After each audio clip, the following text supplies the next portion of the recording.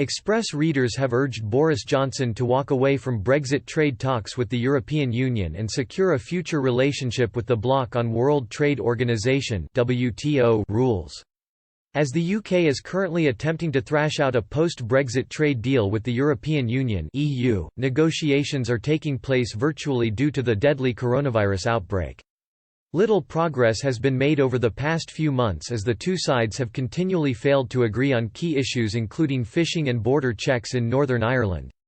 Now, in an Express poll focusing on the latest developments around Brexit, readers have picked their favourite outcome from the EU-UK trade talks.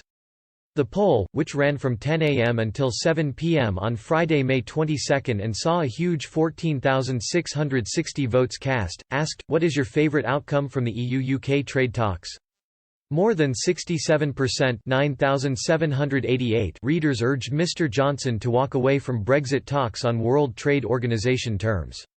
A quarter 3,718 voted for a Canada-style FTA, known as the Comprehensive Economic and Trade Agreement (CETA).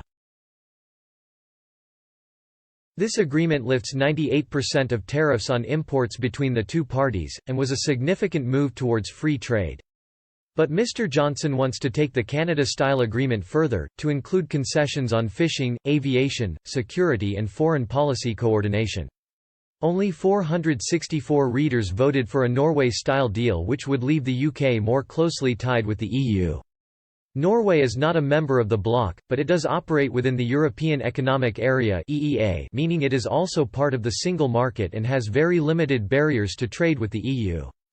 If the UK pursued such a route, it would mean its trade relations with its nearest neighbours could remain pretty much as they are now.